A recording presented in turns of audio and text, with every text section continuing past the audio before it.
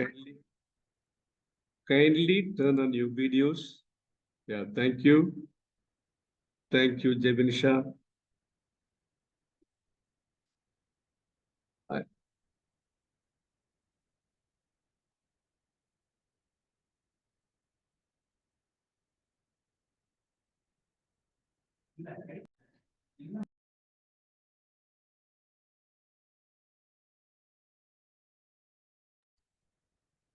All right. So, can you hear me? Yes, sir. Okay, am I clear? My PPT is clear?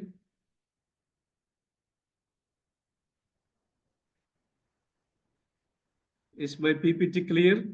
Can you see my PPT?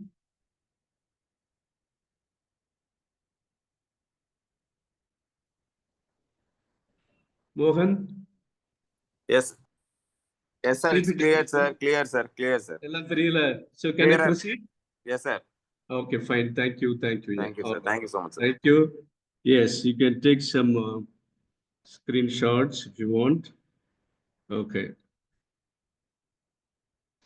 All right, dear participants, welcome to the last but one day presentation.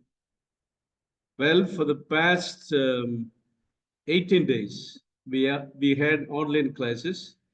We started with Unit 1, Foundations of Counseling, and we had been exposed to some of the therapeutic orientations like psychodynamic, humanistic, behavioristic models. And afterwards, in the second week, we went into the counseling skills, attending, listening, paraphrasing, a reflection of feelings. And then we moved on to um, self-disclosure, emotional exposure, and empathy. Then in the third week, we had sister explaining to us the 13 steps of John Anthony's.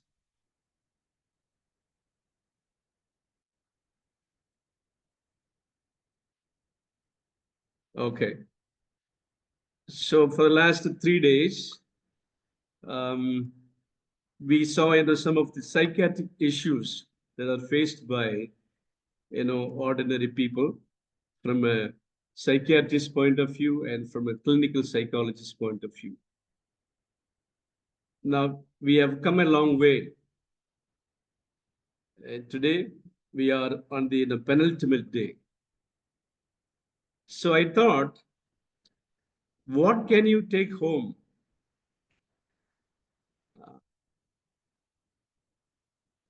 I am going to introduce a working model for beginning counselors, and this model is user friendly. This is client friendly, and it is also counselors and psychologists friendly. And this is the model that I'm going to introduce to you, and I want you to take home these uh, today's working model, uh, because many times we go through a lot of training programs, and we learn a lot of things, and towards the end of the program somehow we need a kind of clarity as we as we um, as we are going to complete this certificate course in counseling skills. Many people approach counseling and psychotherapy from a predeterministic point of view. If you look at from a psychodynamic point of view, they will always approach the clients from a medical point of view. Their worldview of the clients is the clients are sick people from a medical point of view. When you look at the other point of view, like humanistic point of view. They will look at it from a growth point of view. So we have two models. One is medical model, the other one is a growth model. Now I am going to introduce a model that is a working model, and that is known as technical eclecticism. In other words, it's a it's a it's a multi-model therapy. It's a multi-model therapy. Let me bring my picture here. Like, it's a multi-model therapy. Okay, fine. And this is introduced by Arnold Lazarus. He's a behavior therapist. And he calls his therapy as a technical eclecticism. What is this technical eclecticism?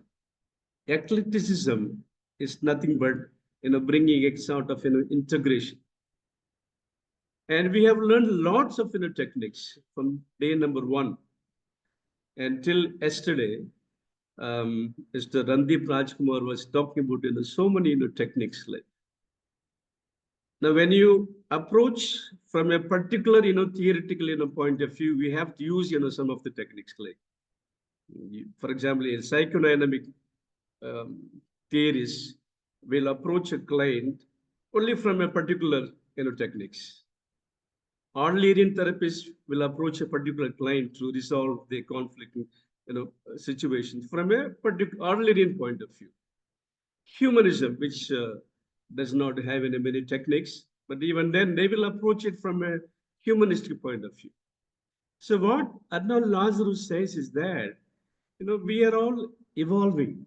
People are all evolving. Human life is complex. It is not simple. So he says we need to keep on adding techniques according to the needs and wants of and the psychological problems of the client's life. So therefore, he calls it as technical eclecticism. So we integrate all the techniques and provide counseling and therapy to the clients. Now, why I'm saying this can be a user-friendly model, and it is a user-friendly model. And I want to introduce this acronym to you. This is what Anna Lazarus says. Like, the acronym that he uses is basic ID. Is there on the top? Basic ID. It's all about 7 modalities, 7 dimensions of life. We cannot approach a client from his past experiences. It's only one point of life, one dimension of life.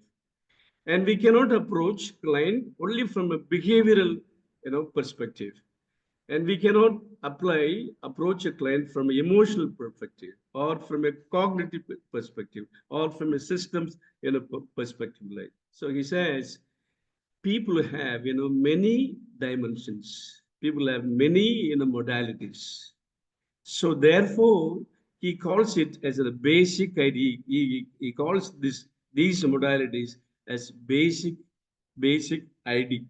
This is the essence of multi-modal therapy. So we look at people from many dimensions of life, not from a past dimension of life, not from only from a present dimension of life, not from a futuristic dimension of life, from many dimensions of life. And he says there are 7 main dimensions of human life. Therefore, he calls it as, he names those, seven dimensions of life as basic ID. I will explain to you what is its basic ID. That is the essence of the multi-modal therapy. So in this therapy, the therapists play multiple roles. It's not a single role or dual role or triple roles, multiple roles. How do they function? Sometimes they function as trainers, and sometimes they function as educators, sometimes consultants, sometimes coaches, and sometimes role models. So all in one person plays many roles in his life as a therapist. Because when clients come to us, they have a lot of expectations. They expect us to give them training in some of the skills, like they expect us to educate the new concepts in life. They like to get consultancy from for some of their psychological issues, and they expect us to be their coach, and they also expect us to be their role models. So we play multiple roles. So moving on. So what is this basic ID? So basic ID refers to the 7 dimensions of personality according to Lazarus. Creating a successful treatment for a specific individual requires that the therapist consider each dimension and the individual deficits in each dimension. Like, we cannot just take one dimension and provide counseling or treatment. We need to take into consideration all the 7 modalities, all these 7 dimensions. Why? Because they are integrated. One depends on the other. For example, in a family, somebody meets with an accident. Does it affect the family or not? Yes, of course, it affects the family. If one of the family members is affected, definitely all the other family members are also affected. In the same way, these 7 dimensions, they are all interconnected. They are interrelated, like one affects the other. So therefore, he says, look into all the 7 dimensions of life, so that you can give a holistic, you can provide a holistic counseling to the clients. Let's see what are these seven dimensions like. B stand for behavior. B stands for behavior. B represents behavior, which can be manifested through the use of inappropriate acts, habits, gestures, observable, and measurable. Now, let's take the example of our online classes. Like, how do we approach our online classes? Like, what is our behavior like? Uh, some people join the online class 20 minutes before that, and some people join the class 5 minutes before that. Some people join in between the class, and some people join it towards the end of the class. Some people join only for the sake of attendance. All this simple example, because human beings are different. Human beings are unique. Simple behavior. There are no two same behaviors. Every behavior is in a different leg. So therefore, he says, take into consideration each and every behavior. It could be acts, it could be habits, it could be gestures, and all these are observable and measurable. They can be experimented. Of course, psychology is based on experiment. It all can be, they are all proven theories. No theories unproven. They are all proven theories. Yes, ma'am.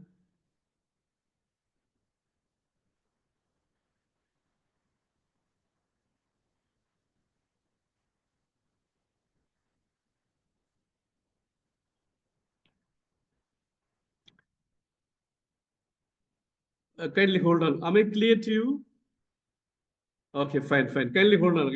Hold on. I'll complete a little more and come back to you. Like, yes, yeah. So B reference for behavior, which can be manifested. Okay. So in therapeutic situation, so what is the counselor do? What does the psychologist do? These are the questions that the counselor will ask. And these questions are, how active are you? Why does he ask this question? Because clients, come to us because they are inactive. They are unable to carry out their normal functions. So therefore, he is asking the question, how active are you? I remember one of my friends when I was in the USA, he used to tell me, John, if you want to be out of trouble, keep yourself busy, be active. And I follow this principle. Be active. Yeah, don't give any room for any laziness. And when you're active, you will be happy and you will make others happy. The situation is very electrifying. You are uh, you're transforming the situations when you are active.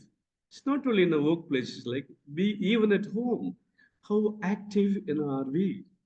People who are working in the offices, in the institutions, in the colleges, and other places, when you come home, are we active at home, or we leave the many of the chores and errands and household works to the others? So, the question is, how active are you? Now, next question is, what would you like to change? If you're inactive, see, the presumption is that the client comes to you because he is inactive, and the counselor asks the question, how active are you? Okay, client may say some answers. Client may give some answers um, the counselor proceeds with the following questions.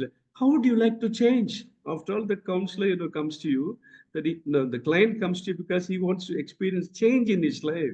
So therefore, he asks, what would you like to change? You see, changing is not easy.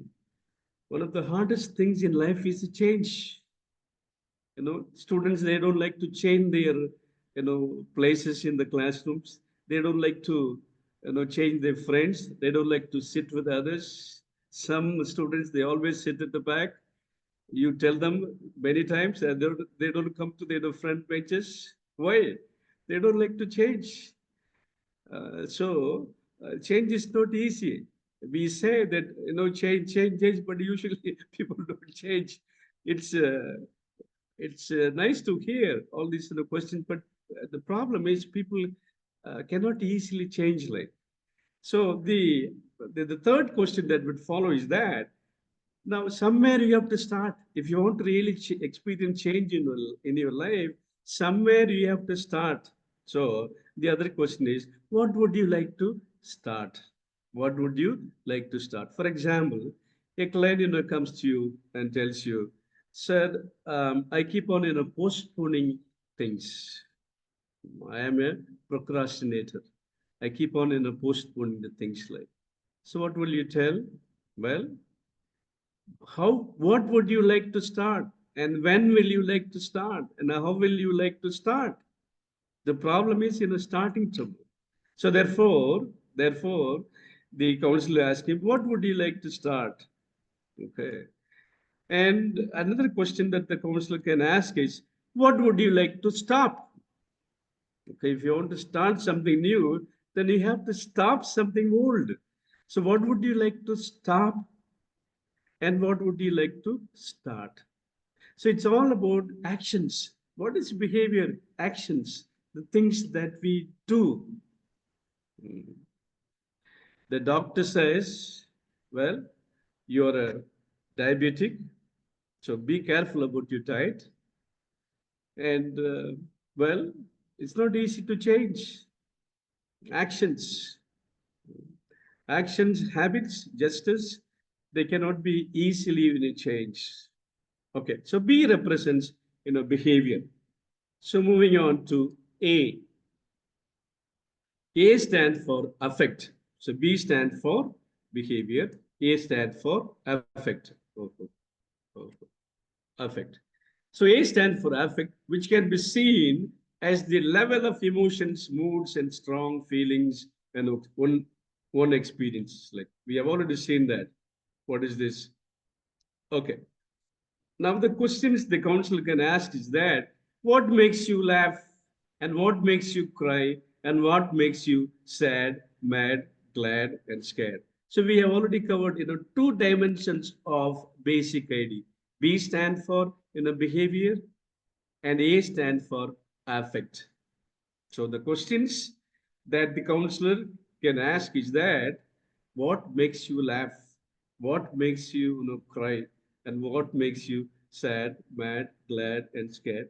In my presentation, I told you very clearly about the emotional, disclosures. Like, okay, so moving on to the third dimension. What is the third dimension? What is that? Okay. Yes. No.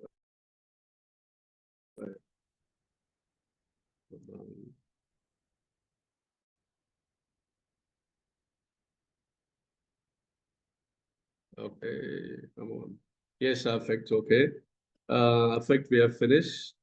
Oh, yes. Yes stand for, sensation. Sensation means touch, taste, smell, sight, and hearing. So what are the physiological symptoms that the client can experience?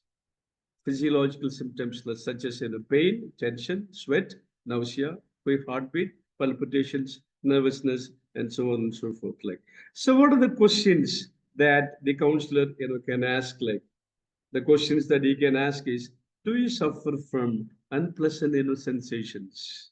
Do you suffer from pains, aches, and dizziness? So what do you particularly dislike in the way of seeing, smelling, hearing, touching, and tasting? So we have already seen the three dimensions. First dimension is behavior. The second dimension is affect. The third dimension is yes, sensation. Let's move to the fourth dimension. What is that fourth dimension? I. I stand for imagery. What is this imagery?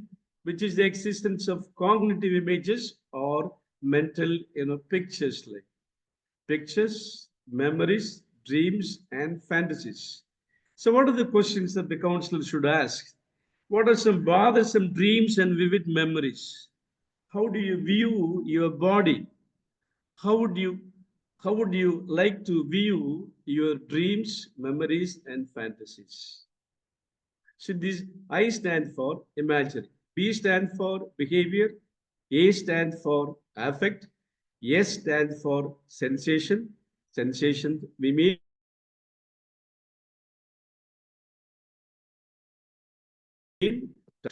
gustatory, all the five sensations. And I stand for imagery, which is the existence of cognitive images, mental pictures, memories, dreams, and fantasies. Now moving on to the yes. C stands for cognition. What do you mean by cognitions? Like insights, philosophies, opinions, self-talk, or the degree of thoughts, attitudes, or beliefs.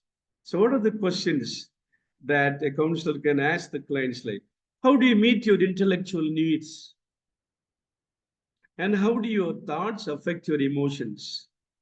What are your values and beliefs that you most cherish? And what are the main shoulds, arts, and musts in your life? How do they get in your way of life? So we have already seen five modalities, five dimensions of people life. Number one, B stand for behavior. Number two, A stand for affect. Number three, S stand for sensation. Number four, I stand for imagery, imaginations. And number five, C stand for cognitions. Okay, Mr. Mohan, Mr. Mohan, Sir. yes. Could you unmute your mics, please? Done, sir. All right. We are not going into the break rooms. I just want your reflections on this. regarding cognitions, like about our insights, philosophies, opinions, self-talk, or the degree of thoughts, attitudes, or beliefs. Now the question is, as educators, how do we meet our intellectual needs? For example, a student comes to you for counseling, and the problem is that he is unable to, he's unable to focus in his studies, like, and he has got the desire to, come up in life, but at the same time, he doesn't know ways and means to, meet his intellectual needs, like. So how do you meet your intellectual needs? Secondly, how do your thoughts affect your emotions, like? Can anybody? How do you meet your intellectual needs? Yes, you can come on the video. Yes. How do you meet your intellectual needs? Shall I try, sir? Yes, yeah. Good evening, sir. If Yes, a good evening. comes and asks me to meet the intellectual needs, is that the question, sir? The student, the client comes and asks. The student comes to you. Okay, sir, fine. So first of all, we will see how he's been performing. And second thing, if he is really interested to develop his intellectual needs, we have libraries, we have books, and we can ask them to listen to the expert's speech. We can also ask him to learn through visual observations. And with the peer, he can discuss with the like-minded people. So these are the certain ideas I would give to the students, sir. Thank you, sir. Okay, to student. And I have a question for you, ma'am. How do you meet your intellectual needs? Mine, sir? Yeah. Regarding counseling or generally to learn something, sir? Generally, yes. So listening to the learned people, visual observations, going through books, and learning from my own experiences and experience with other people, even from the students, I will learn. So these are the various sources by means of which I will learn.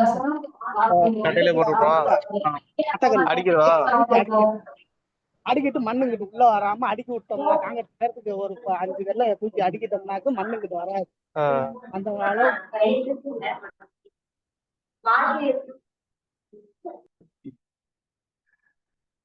Participants, we are not speaking, kindly mute your mics. Okay, all right. Yeah, go ahead, ma'am.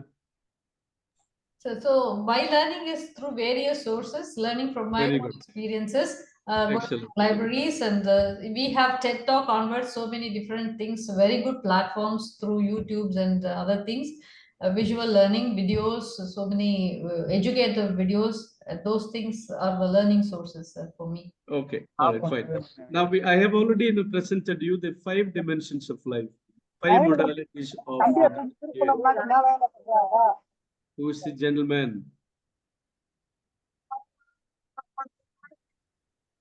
Gentleman. Yeah. So we have B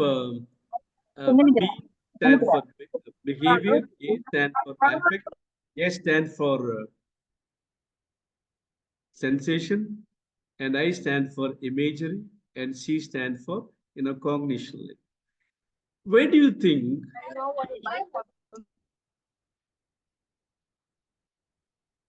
Where do you think is the real problem of the people that we meet in a day in our day-to-day life?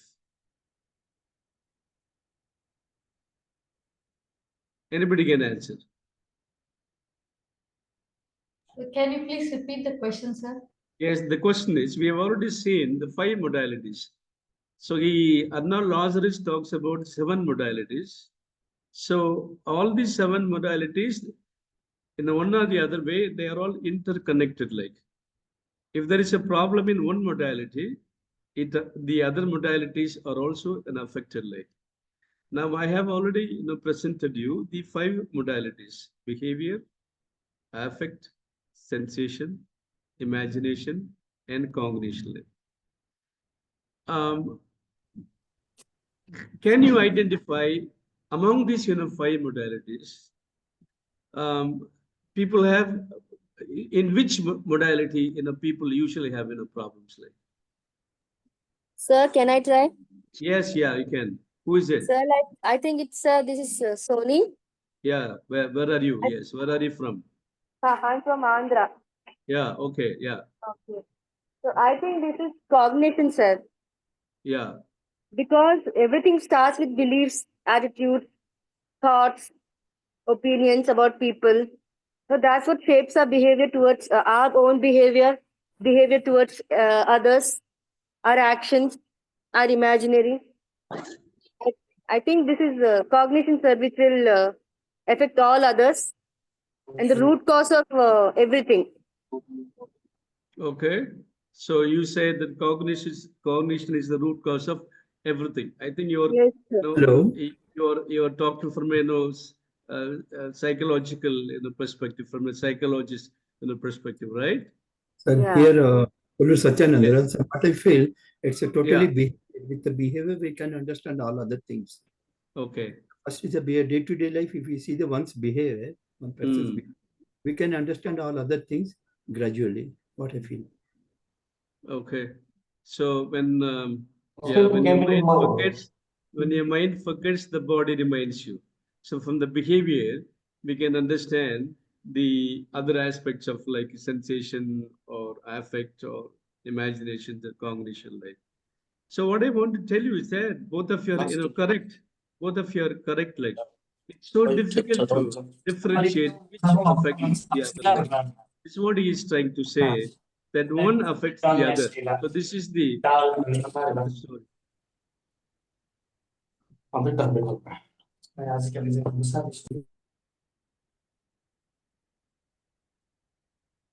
So the issue is, one is saying behavior is affecting the other one is saying cognition is affecting the other. Now, actually, we are on the right track. We are thinking in line with Anna Lazarus. He says one affects the other, and we have rightly understood the theory. One affects the other. Like, we cannot exactly say it's because of cognition or behavior is affected. Sensation is affected, imagination affected. One is affecting the other leg. Okay, so let me proceed to the sixth modality, the sixth dimension, very important dimension. Okay, relationships.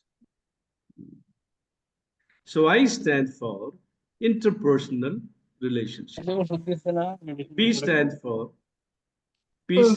behavior, E stands for affect, S stands for sensation, and I stand for imagination, imagery, and C stands for cognition. So that is basic. Now ID. I stand for interpersonal relationships, and refers to one's ability to form successful relationship with others.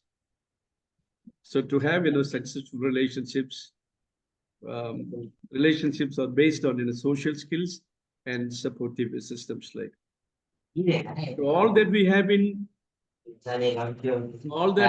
examining is what are these counseling skills. They're all actually basic helping skills. Like, they help us to be better social beings. Like, they help us to provide supportive systems not only to ourselves but also to the others. Like, so interpersonal relationship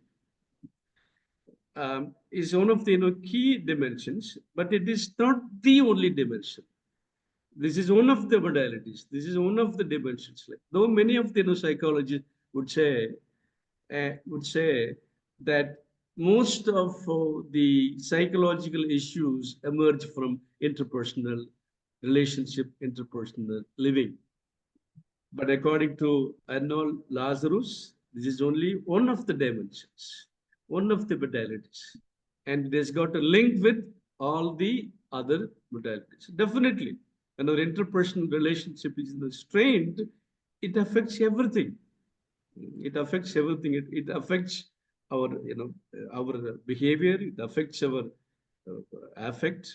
It affects our, sensation. We become very, sensitive. We become, pain. We become depressed and frustrated. And we imagine of, hurting others, taking revenge on others, which the other person is, hurting us, wounding us. And our peace of mind is disturbed when an interpersonal relationship is in troubled waters. Like, so interpersonal relationships is one of the key factors, but it is not the only factor according to Arnold Lazarus, because it is linked. It is linked with all the other modalities. Okay. The question is that it's based on social skills and support systems. Now, why does he ask questions to the clients? Like, because questions provide a comprehensive ideas about different areas of life. Questions, probing, questions we studied about the skill of probing. So probing brings out best from a client. Like, so what are the questions that he's asking is that how much of a social being are you? If you're good at interpersonal relationships, how much of a social being are you? And what do you expect from significant people in your life? Who all are your significant people? And what do you expect from these significant people? Like, for example, who all are significant people?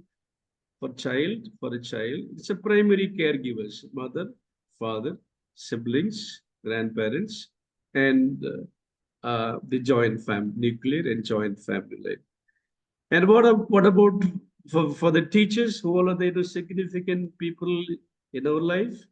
Our companions, our students, our administrators, our managers, our people, whom we come into the contact like.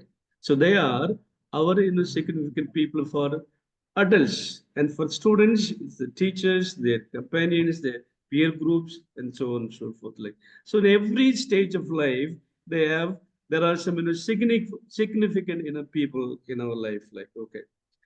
Now, moving on to the next question. Are there any relationship that you would like to change? Very interesting. I said change is not easy. And changing relationships is all the more difficult. We cannot easily change relationships. People come into difficulties because of relationships. So any relationship that you would like to change, these are all some of the questions that we can ask, because interpersonal life definitely it affects all the other 5 that I have mentioned. Like, okay. Moving on to the final D. D stand for drugs and biological functions, and examines. This is Mr. Santosh Kumar. Could you mute your mic, please?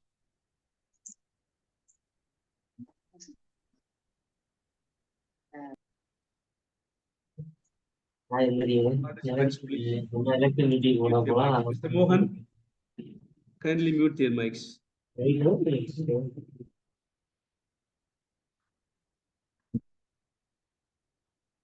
So we are testing some of Santosh Kumar. Could you mute your mic? 172. And I have muted your mics. Yeah. Yes, sir. Santosh Kumar, could you mute your mic?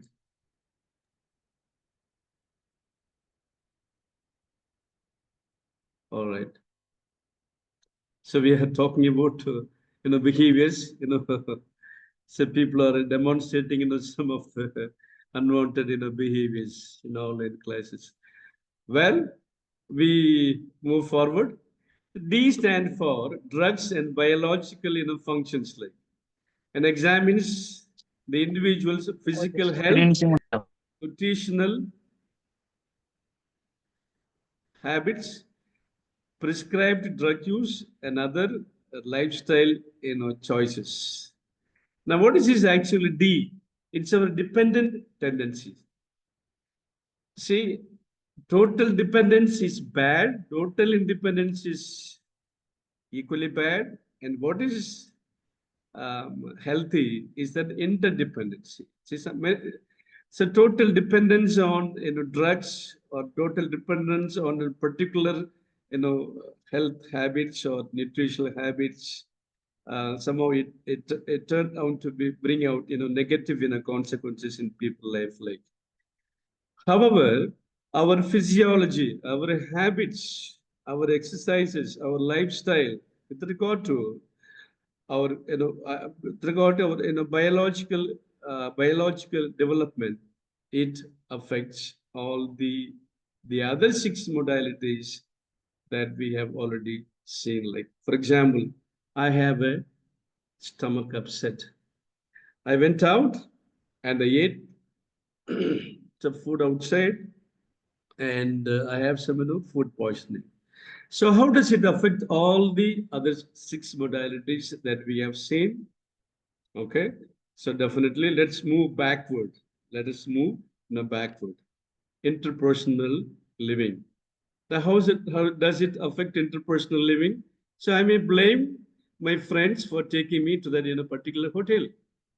Because of you, I went with you, and I'm suffering from food poisoning, and so the relationship it is showing in the relationship. Like, moving back, cognition. So what is the insight?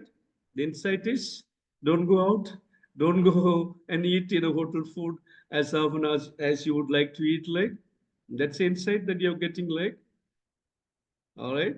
And how does it affect the imagination?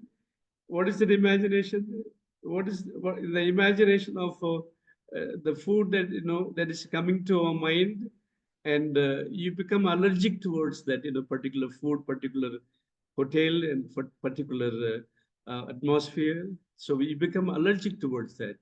So this is how it eats. Like, this is how it affects. Like, then how does it affect our sensation? Of course, we have experienced nausea, we have experienced pain, and we have experienced tension. We had to go to the hospital, and we had to take medications. We are on antibiotics. So it affects. And how does it affect? How does it stand for affect, emotions, moods? We become very, very moody, upset, frustrated. And we have to be on medication for about 3 to 4 days. Like, this is how it affects our moods, emotions, and feeling. We develop strong feelings, like strong anti feelings towards outside food. Like, and what is your behavior? Okay, what would you like to change? What would you like to stop? Well, you like to stop going to that particular hotel. You like to change your behavior. So this is how it affects one aspect, is affecting all the other aspects. I suppose I'm making it clear to you all. Yes? Okay. All right. So B stands for behavior. Once again, I'm repeating. A stands for affect. S stands for sensation. I stand for imageries. And C stand for cognition. R stand for relationships.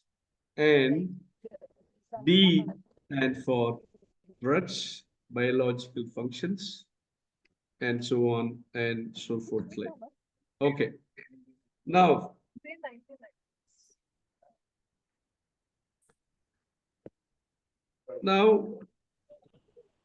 what is the process? What is the process of this multi-modal therapy of basic ID? How do we administer this basic ID? Now, there is it is available in open source, multi-modal life history event inventory. So what does Arnold Lazarus recommend is that it's an open source. So when the client comes to you for the first time, you give this inventory to the client, and you ask the client to fill this inventory. And this inventory consists of all the 7 modalities, all the 7 all the 7 dimensions of the basic ID. So once the client may not do it in one day. He may take 2 or 3 days like, because he has to reflect and he has to go through it. At the end of it, he has to provide a summary. But this is an easy exercise that will help the clients to remain focused. Like, that's one of the beauties of this multimodal therapy. Mr. Mohan, kindly mute their mics, please.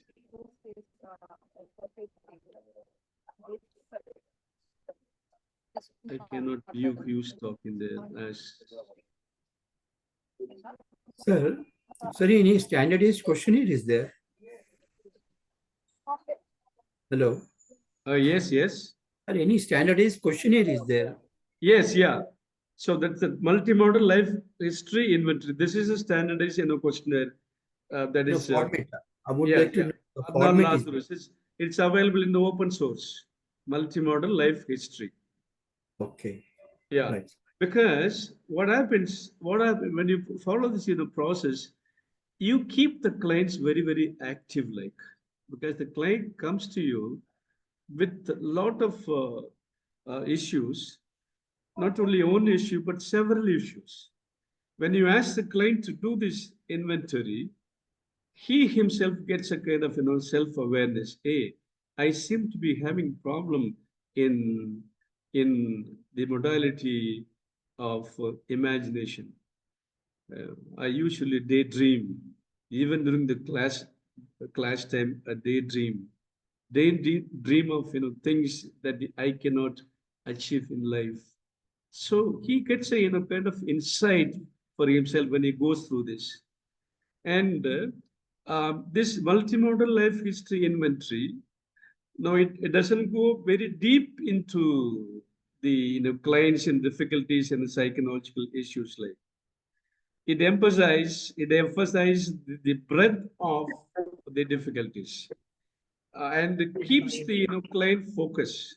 One of the difficulties that the counselors and professional psychologists we face is that keeping the clients focus. For example, I think somebody mentioned, if the client comes to you for the first time and you ask him to come for the second time, he may or may not come. Then if you give him a multi-modal life history inventory, he becomes very interested in this process. There is least chance for relapse. There is less chance for relapse. He cannot go back to the previous situation. So he maintains his focus, like, because Sir, please repeat it. Sir, please repeat it once again. Interesting, and he has to go through the questionnaire, and he becomes so interested, and many of his many Sir, of can the you repeat? Sir, can you repeat, sir? Yes. Can you repeat, sir, please? Somebody is disturbing me. Mr. Mohan.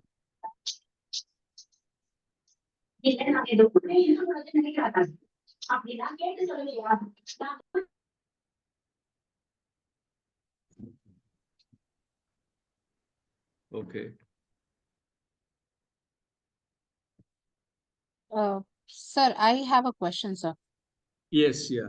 Sir, in this case, since this is like there are 7 aspects that we are trying to find out from Yes, 7 yeah. dimensions that we are trying to find out.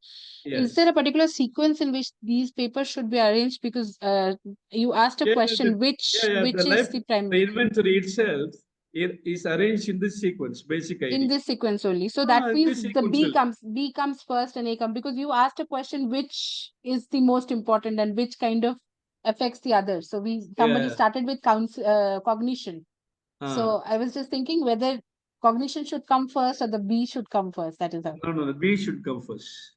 B should. And Yeah. what if question, yeah, because you were saying that once we give this modality to be filled into the client, the client will be a little more interested to come back next time, and that is how, you know, that person will be enthusiastic towards helping himself as well. Yes, But what yeah. if the It student, is inviting the clients to okay, know but more and more about, yeah, go ahead. what if the student is not open to disclose all these dimensions? Can there be a situation like that also? I mean, the student doesn't come back, or student doesn't want to you know, reveal aspects like sensation or imagery to the counselor. He or she is not comfortable. Then what should we do, sir? Well, as far as my knowledge and experience goes, like, so when you give a written exercise like this, usually, you know, students respond well, like, yeah. For clients, they may hesitate to, you know, open themselves to us. But then when you give them some written materials like this, so they will be invited to uh, respond in a positively. Yeah. Thank you so much, sir. Yes, many times, you know, it's very difficult for the clients to, you know, come and meet a stranger like us and, you know, pour out everything about his or, you know, her life. So such life history in the inventory uh, gives a kind of insight into the life of the, you know, clients, and he uses it as a tool to disclose himself or herself. So it helps us. It helps the client as in a tool, like as a tool. Okay, and there is less chance for, you know, relapse, because he's already, you know, getting some insights, some new thoughts, some new ideas, and some new inspirations because of this, some new experience, new feelings and emotions also. So there is less chance of, you know, going back to his, you know, previous, you know, mental status, like. So therefore there is less chance for, you know, relapse. Also, this multimodal therapy, I said, it's known as, you know, technical eclecticism. Like, it's not sticking only to one or two, you know, techniques. Like, you know, the counselors can borrow as many as, you know, techniques as possible. Why and how to fit it to these, you know, 7 modalities. Suppose there is a behavioral issue. According to the behavioral issue, the counselor can employ a tool to change the behavior. If there is an affect issue, now you cannot use the technique that you are using for, you know, behavioral issue to the issue of an affect. You have to change your, you know, technique, and you cannot use the technique that you use for emotion to, you know, cognition. So you have to use, you know, CBT. So, so therefore, it uses, you know, it gives us a lot of, it gives us a wider range of, you know, techniques for the counselors, you know, psychologists. Now, I have given, you know, some, you know, techniques: systematic desensitization, in vivo desensitization, assertiveness training, role play, self-monitoring programs such as behavior, um, behavior diary, keeping a journal, you know, auto suggestions, you know, goal setting. So all this will help the clients to look into the, you know, 7 dimensions, 7, you know, modalities. Like, the important thing is that all these, you know, 7 modalities, they are all you know, connected. One affects the other. Another advantage of this model is that, you see, the whole thing is contained in this acronym, basic ID. It's easy for the, you know, counselors to carry this, you know, model, you know, basic ID. Because now let's take this, you know, let's compare this model with any other model. Okay, let's take psychodynamics. Okay, the human nature, and we have the structure of, you know, personality. We have a personality, you know, theory. We have defense mechanisms. We have techniques of dream analysis, interpretation, or Freudian sleeps, and so on and so forth. Like, so it's so vast um, to follow and to practice it. So therefore, I thought this can be a working model, which beginning counselors, teachers, mentors, professors working in any parts of professionals, they can also use. Students, counselors, they can also use, because it is easy to remember about these 7 modalities. Basic ID, basic, where there is nothing to remember about this. Basic, yeah. And ID, once again, it is nothing to remember about. It's all about basic ID. Okay. Sir, this is 13 step. Madam has already told you 13 steps. Yeah. So how does it differ from that? 13 steps. Okay. So those 13 steps, they are mainly based on, that's also there, that is also an integrated model, 13 steps. Yes. Okay. So that is a model that is actually proposed by one of the Indian Indian psychologists, using all the counseling skills. So that has got a skills approach. Like, now here the approach is slightly in a different way. The approach Those are is, the techniques. one is Those connected with, yeah, go ahead. 13 steps are techniques only. Pardon Skills. me? These 13 steps are, you mean to say that those are the skills only? Yeah, there's skills, yes, counseling skills. Yeah. Now here we are talking about the techniques. Correct, sir. Correct. Right, sir. Got it. Right? Yes. So there we were talking about the skills, counseling skills. So here we are talking about the counseling techniques. So counseling techniques presupposes that we also have counseling skills. Correct, sir. Without counseling skills, we cannot employ the counseling techniques. Correct. So I am taking you to the next level, like. So therefore, I'm introducing this towards the end of the program, so that it becomes a kind of working model, like. Correct. Got it, sir. Thank you. Now we'll be happy, that after this certificate program, we have gone through a lot of process, like, and we'll be very happy that you take home something. These are all some of the takeaway things that you can use it in your life. For example, I'm very happy that you are remembering the 13 steps counseling skills, like. So using these techniques presupposes that we have learned the basic counseling skills, and we want to move one step further, like using counseling techniques. And for this, thank you. Okay, moving on. All right. Now, participants. Okay, let me move on to the next slide. Okay, this is important. Now we cannot copy a therapist. We cannot copy a therapeutic style. What we need to do is that, so we need to develop our own counseling style. Now we have learned for example, the 13th step, and we have learned this basic ID.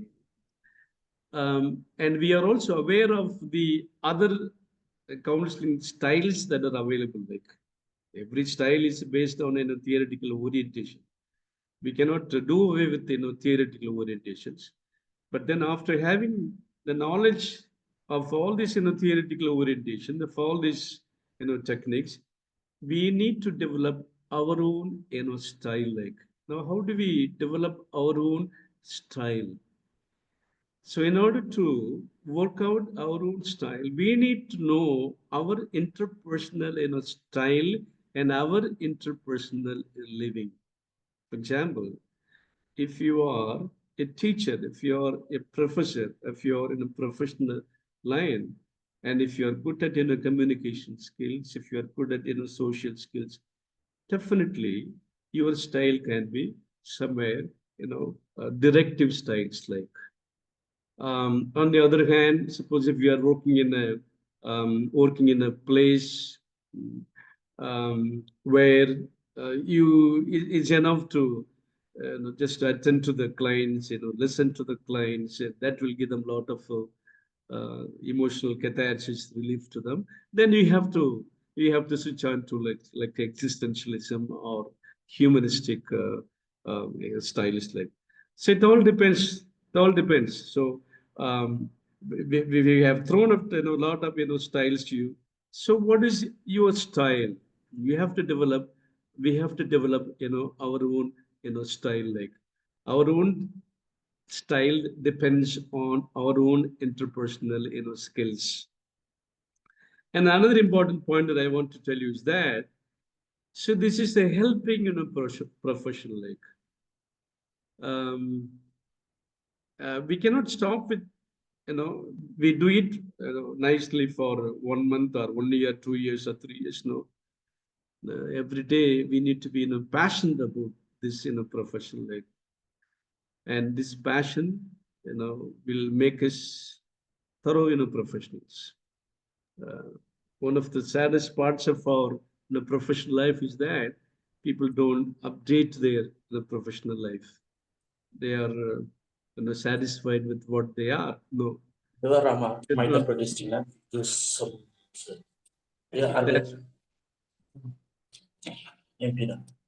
that should not be the case. Like, yeah.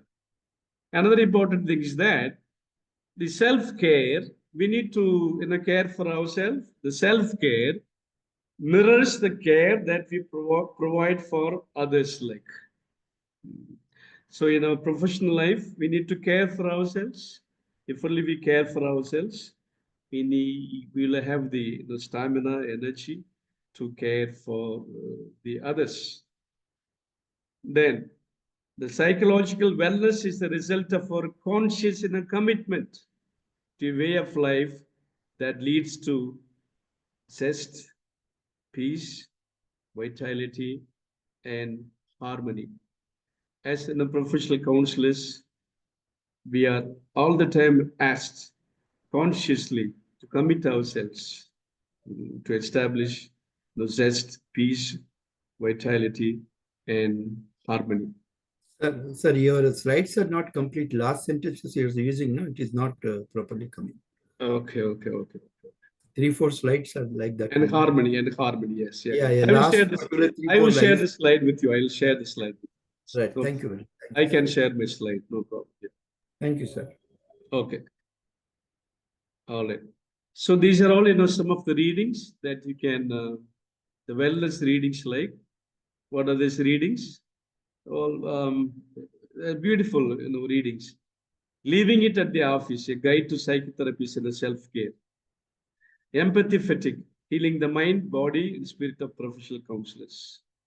Creating your professional path, lessons from a journey by Kore, 2010.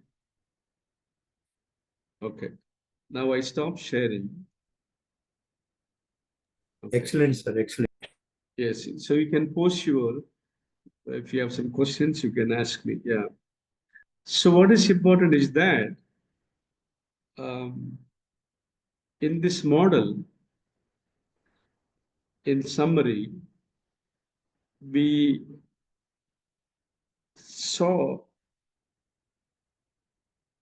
discussed about an acronym. The acronym is in a basic ID, and the expansion of this acronym is behavior, affect, sensation, imagination, cognition, interpersonal living, and dependent tendency on drugs. So these 7 modalities, they are one or the other way, they are all connected. So when we use this model, it provides a tool for the counselors and psychologists. It's an effective tool for the counselors and psychologists. And it helps them. Okay, I'll come back to you. Yeah. So it helps them to go into all the 7 dimensions, all the 7 modalities of the clients, and provide effective counseling and psychotherapy to the clients. Like, and it is also an easy model to carry home, so this is what I have to tell you. So if you have some questions about my presentation, I will take up the questions now. And after my presentations, if you have any questions about the other things, I will also take it up, because tomorrow will be the final online class. So I will take up, some of your questions and clarifications. If you have some questions about my presentations, you're welcome to ask me. Mr. Mohan, you can unmute the mics. I think he has already unmuted mics. Yes.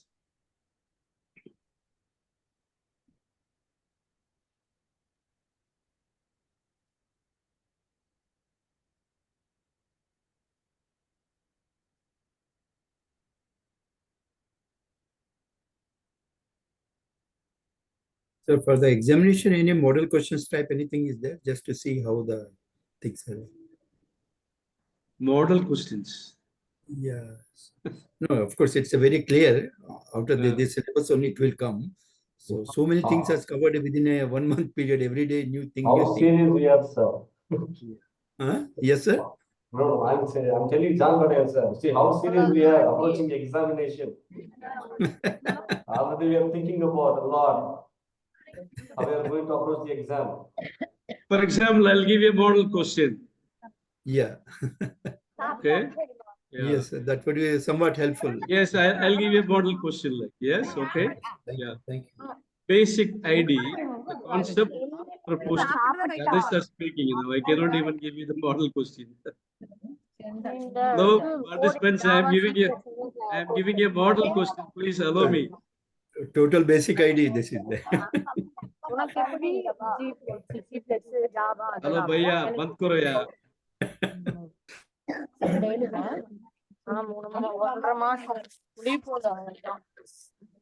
Devadarshini, hello, band karo. Okay, sir, I am giving you a model question. So basic ID Already given. is the acronym. Yeah. Proposed by Sigmund Freud, Erik Erikson, Arnold Lazarus, Abraham Maslow. What's the answer? Arnold Rogers. Okay. Okay. Yeah. One model question. Yeah. So it will be multiple choice questions. Yeah. I think you should be able to do well if you have attended the classes. Yeah. Yes, sir. Yes. Thank you. Sir, I want to ask you something, sir. Yes, go Maybe ahead. it might sound a little novice. I am a novice in this field at least. Sir, I have heard, or certain places I've read that, depression, women actually like shopping with depression, and this is like one stress busters and all those things. Chocolate is a stress buster. Does this have any truth or reality? So the statistics says the epidemiology, meaning the ratio among men and women, it is said women, the ratio is higher for women. Like, yeah, and there are many factors that can be attributed. And if you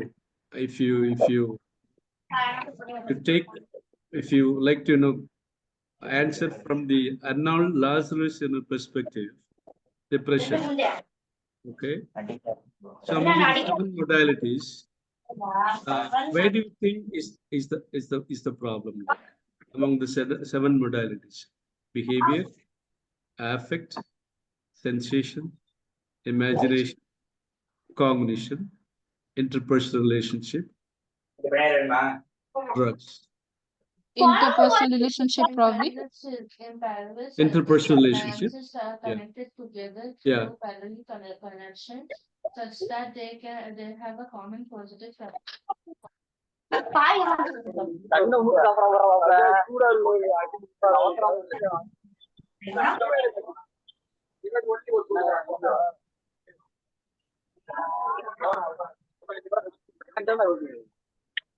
Sir?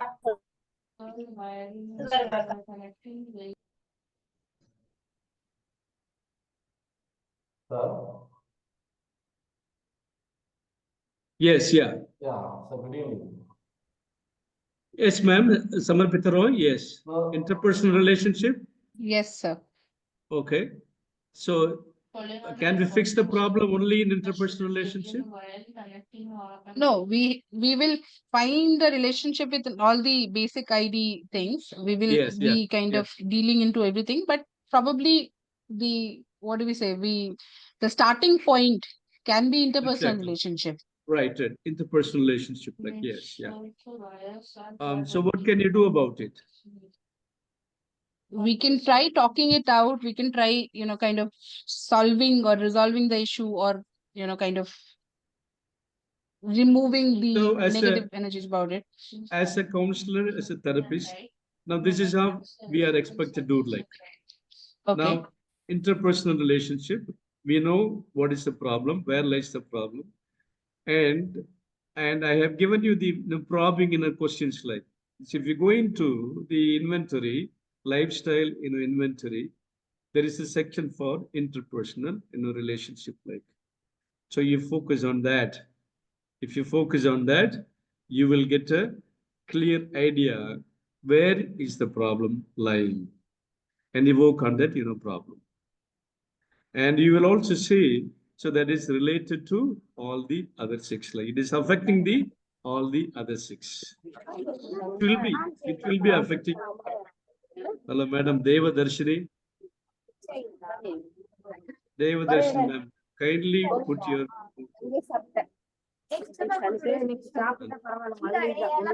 Devadarshini, Mohan, kindly remove her from the screen. Okay. Please don't allow her, yes. Okay, yeah. Ma'am, did Yes, I sir. answer your question? Yes. Yes, sir, but I didn't understand whether there is any truth in that chocolate can be a stress buster or shopping can be a stress buster kind of a myth. Is that a myth or is that a reality? Does it actually help the clients? Wait. No. It's not a myth.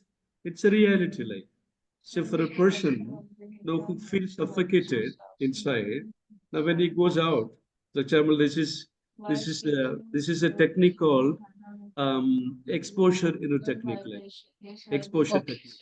A person Okay. who is in the state of depression, so all this will help them. All this will help her, like going out, eating a chocolate, or going for Okay. shopping. Okay. It gives lot of the added things for the patient, like. Sir, Thank you, sir. Yes. sir, I heard that even food is a stress buster for some people. No? May I know who is talking? Sir, Sony from Andhra Pradesh. Yes, Sony ma'am. Sir, I heard that even food is a stress buster. I mean, how true it is? Sony ma'am, Chapandi.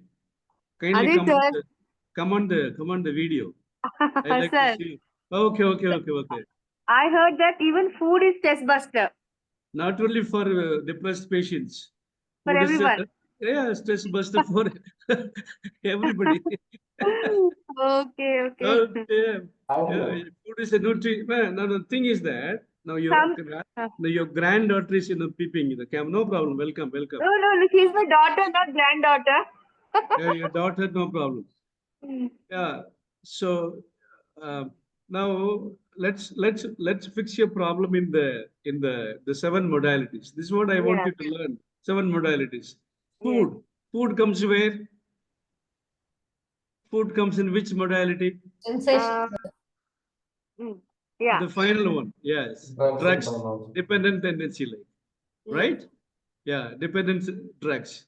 Definitely, if you have good food, you're healthy. And if you're healthy, you can do exercises. You can be active. You see, it is connected to all the other 6 modalities. This is what I am trying to tell you. Because when you learn theory, and you should be able to apply the problems into the theory. What is important is that application of the problem into the theory. Here, the problem is you are saying food is a stress buster. Definitely, it's a stress buster for everybody.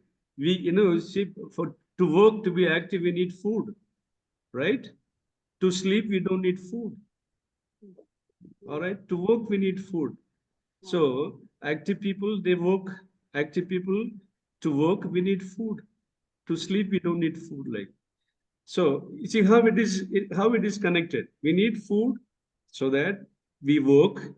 Work is related to the behavior, and when we act, we can be healthy, we can be productive. So all these things are interconnected.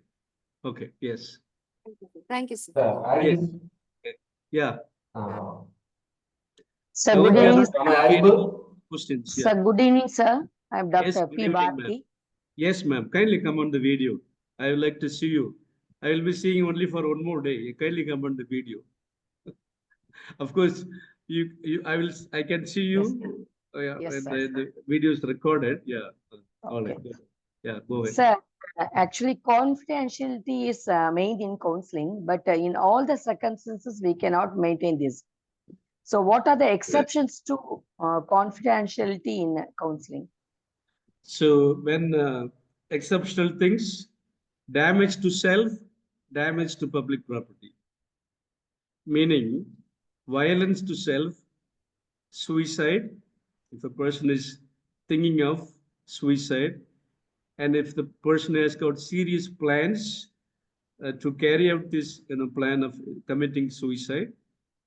Okay, so not that we cannot maintain confidentiality. In order to help that person, we have to disclose to some higher authority so that the life may be saved. We are not breaking the contract. We are not breaking the commitment. Like, it is not breaking the confidentiality. So what is breaking of confidentiality? For example, you send a student to me, and the student comes to me for counseling. The next day, you meet me on the way and you ask me, sir, I sent my student to you. What did he tell you? What did he share with you? Suppose if I tell you what the student has told me, then that is breaking confidentiality. That is unethical. Whereas in the case of suicide, it is not unethical because we are trying to help the clients.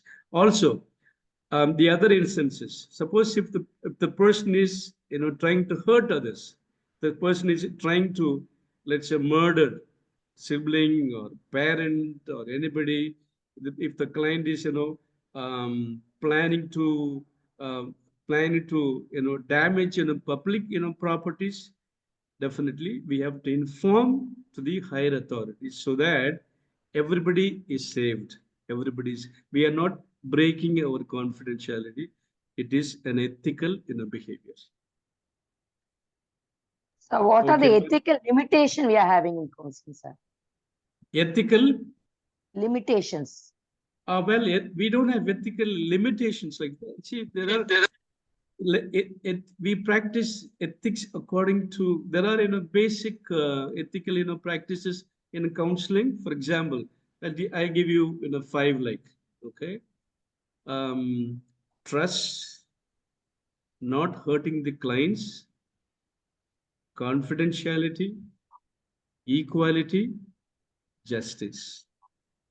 So these are all 5 pillars of ethical pillars, principles of counseling. So we cannot deviate from these 5 ethical principles. All the other ethical practices come under this umbrella of these 5 main ethical principles. We cannot afford to hurt the client, and we have to help the client, need to trust the client, need to be practicing equality, and we also need to practice justice. Okay, I think we are going beyond time. Yes, yeah. Thank you, sir. All right. Father Pradeep, you wanted to ask me something?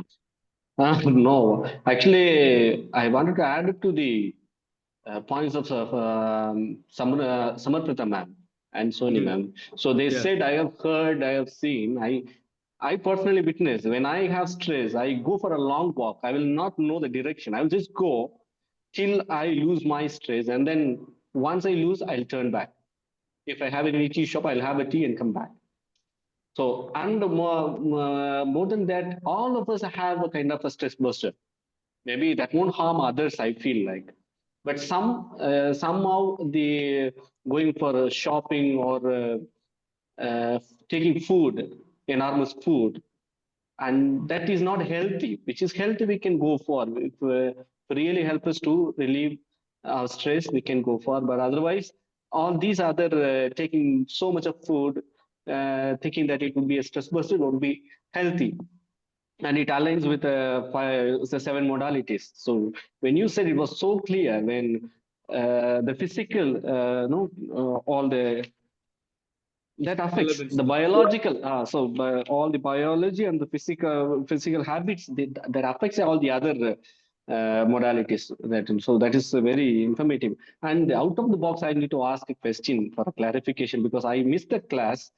Sorry for taking up this time, just 2 minutes. And what is the difference between the counseling and the advice, sir, that you shared that, but I missed that one. If you could help me. Advice, because many come to me as a priest. So I just, whatever you are telling here, I use all the techniques without knowing their techniques. But I talk to them. So the I basic do not know difference is those who advise, they don't practice the skill of listening so well. Whereas counselors, one of the important skills of the counselors is listening. In fact, if you ask me to give a definition of counseling, I'll give you in one sentence. Counseling this is my own definition, and you will not have this definition anywhere. And this is a very practical definition. Also for empathy also you had your own definition, I think so. Yes, yeah. So this is my own definition. Counseling is all about listening, learning, and experiencing changes. It's all about listening, learning, and experiencing changes. Now, when it comes to advising, for example, Adlerian will say advising is okay, meaning what? Somebody asks you suggestion like whether, sir, I'm confused with my career choices. I am not sure whether to go for clinical psychology or counsel psychology or industry psychology, so on and so forth. Like, so if you what is advice is now you can go for a counseling psychology. So you are making a decision for the client, like, whereas the counselor doesn't make a decision for the clients.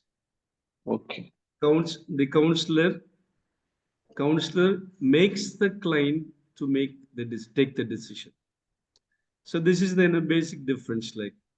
And Father, you are very correct. Many people, even professors today, they will send some students to me and ask me, please advise them. I said, what nonsense are you talking? I am not here to advise the students, like. I'm a counselor. Yeah. And they don't understand that. For them, they think, counselors, they give a lot of advices. No, we don't give advices. It is a process of listening. In the process of listening, the client learns, the counselor learns. The client experiences, the counsel experiences. Definitely, life becomes different, not only for the client, but also for the counselor. For example, you trust me and come and share all your difficulties. Definitely, it enriches my life too. So it's all about counseling, all about listening, learning, and experiencing, changes. So advising, we make a decision. Counselors, usually we don't make decision for others. Like, Once a while, you can give advice, piece of your advice from your experiences, but otherwise, usually we don't give advice. Like, am I clear to you, Father? Wonderful, sir. Okay, thank you very much. Got a clarity. Sir, can we two say we questions in from my counseling end. Yes. Sir, can we say in counseling we help the client take their own decision by just listening to them? Can we frame it in this way? Is that right? No. Help the No. client take their own decisions. We help them to make decisions, like. Make decisions just by listening to them. So when we are listening, No, not by listening. Therefore, we have these, skills. Yes, Therefore, that is we what. have these, techniques. So we are facilitating the client to take their own decision. Exactly. Not Yes, help. yeah. We are not taking the facilitating. We are facilitating. Yes. Because when we take decisions, some of that is not in the workbook of counseling. Like decisions, we help the clients to take decisions. Okay. Yes. Sir, two questions. Good evening, Divya. Only two questions. Only two, very small. Usually have one question for some of the resource persons, but with me you asked more than two questions. Yes, you asked me, no problem. Sir, because you are my favorite teacher, sir, always. Well. First thing, it's not a question. The thing is, you always kept on narrating from the first hour, like from the first minute, this will be the last. After this, we will not be seeing. Of course, yes, we'll be seeing in the recording, but just trying to keep it over here. We will still keep on calling you to know more courses, to attend more classes under your forums. Sure. Yeah. So that's the one. So this is something personal to me. I don't know how to handle this situation. So just would like to have light thrown from your end. So a random person who's sitting next to you in a train or a bus when you travel, when they ask you what is that you're doing, you say you are a psychologist or you're practicing counselor, adolescent counselor, like that. Immediately they come up with few questions. I usually hesitate. How is that I have to respond? Either come saying like, please visit your nearby psychologist or nearby people, or still they keep on asking, no, you please tell me. They would like to take free answers from us without paying any fees. Obviously, it's not about the fee or it's not about what we are telling, but we don't know the exact glimpse. Just being feared whether we are going to guide it in a wrong route. So how to handle it? Well, see, now the counselors are professionals, right? When we have situations like this, when we are confronted with situations, definitely we can be humane. We can give some answers. Usually, people are not so free to talk to us when we are traveling and all. And these days, all the more, you go and sit in the train and nobody even bothers. Like people are all the time busy with their cell. No, there were three different cases. One was like almost 35 plus. One was a person who's almost a granny who's taking care of the grandchildren. So, no, it's a tricky situation, like tricky situation. So you cannot provide counseling as such on a train, like it's not in a formal setting, like. So what you could do, it's a dilemma. It's a dilemma. You are in a dilemma. Any professional, any person is in a dilemma. What you could do is that you could usually tell the patient, you see, I'll be happy to talk to you on a different occasion, because I feel and I am not comfortable to talk to you we are traveling, right? And this is how we can manage the situations. Like if I were in your place, definitely I wouldn't entertain as a professional while traveling. Like it's not because that they're not paying us. It's not because they're not paying us. Like it doesn't have a weight. CP, it's a counseling. It's not an ordinary conversation. We are providing a holding environment, and train is not a holding environment. See, we No, need to sir, be. that's the reason. If we say that it's not the right place, they take it in a different forum. That's what, like, a little bit hesitant how to put it through. No, you can always tell them like, no, I feel not comfortable, to discuss anything serious in this situation. Like, I'll be happy that to give you an appointment, and we can discuss over certain aspects that you're discussing. Like, this is how Tele-counseling can be done very later on. polite, and we don't need to be in a hurting people. Like, we can be polite. If I worry, I will say this. See, I'm not feeling comfortable. Right? Well, glad that you are talking to me and you are exposing to me. I'm glad about it. But I'll be happy if you get an appointment and come to my clinic or anywhere that you prefer. We will sit down and discuss. Sir, in this this regard, Okay, telecounseling can be done. Thank you, Telecounseling sir. can be done. All right. Okay. Yeah. Yes. Sir, telecounseling can be done in this case. Any counseling in the sense? Telecounseling. Afterwards, they can call us. Instead of face to face, they are trying an online or a telecounseling kind Sure, of. sure. Yeah, sure. I take Afterwards, we can do it. online counseling, no problem. Okay. Online counseling, yeah. Yeah. And immediately on the spot, make we cannot. sure some of the terms and conditions, should be clear. Like, okay. For online, counseling. Like, for example, when you're doing, face-to-face counseling, and you are sure about your remunerations, but then when online counseling and all, sometimes people may not pay you, so you must be careful about some of the terms and conditions. Like, well, we can also do bona fide services. Like, we can do some services also if people cannot afford to pay us. But even then, terms and conditions should be very clear before you go for online counseling. I take up online counseling. It's not a problem. Like, yeah. Yes, I And think. one more thing, sir. Why do they say you should not give counseling to your friends and your family members? I do know you narrated this in one of the session, but still I'm unable to recollect it just in one word. Because we already know them, we go biased. Familiarity, yeah.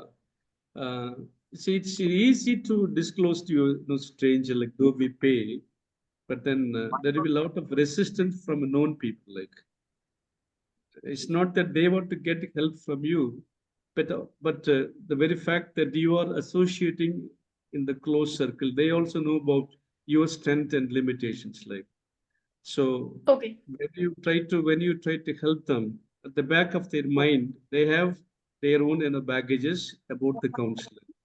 So therefore, that freedom may not exist to your familiar faces. Like, let's say, for example, to familiar faces. So always good to refer to someone who is a professional other than the family members. understand. Thank you, sir. Okay. Yes. One more thing, last but not least. Normally in the counseling sessions. May I know who is talking? Anand Rao, Satyanand Rao. Yes, Mr. Satyanand Rao. We have posted your video in our YouTube channel. All those who have sent your video recordings, we have already posted your videos in the YouTube channels. You can go and view. Very nicely done. I am very happy. Right, sir. Thank you very much. End of 1 month. This is because of your guidance only. Because of your guidance only. But one thing I want to know, in that case also, kindly go to the YouTube channel. All the people who have, for example, the Tokla Mary, she has done child counseling. She's done it extremely well. Sir, it's me. Sir, you it's me. Oh, it's you only. Okay. This is my daughter. She helped me. Okay. Nice. Very nice. Tokla Soni. Yeah, Tokla Soni. Yeah, it's in our YouTube, madam. You can watch. Did you watch? Thank you. Yeah, it's in our YouTube. Yes. So, yes, sir. Sir, go ahead, sir. Sir, one thing about it. But in general, in the counseling, normally people want suggestions only. Because after all, they are sitting for some guidance or something like. So in the counseling, we should not give the suggestion. Then how it can be? So in that context, Arnold Lazarus, multimodal therapy is very much fitting, because we take many roles. Like, we take the role of teachers, coaches, trainers, advocates, and everybody. Okay. Yeah. So therefore, I have introduced this model so that so we can do the suggestion also. Model, like. If required, we can suggest also. Yes, if sure, we can suggest. Not a problem. Thank you, sir. Last, but this group will continue, sir. Whatever you have sent the PPTs and other things, we can keep it. Yes, I have a professor. I have so many groups, and Okay. nobody wants to leave my group. So Yeah, that is what I want to know, because downloading all the videos is not possible. I will keep you. Yes, I'll keep you posted. Thank you very much. Thank you very much. I'm very glad that you're asking. Thank you very much. So kind of you. So kind. Okay. Thank you. Okay, ma'am. Shall we call it a day? Yes. Thank you very much. Yeah. So we say good night to all of you. Good night. Good night, sir. Good night. Good night, sir. Good night. Yeah.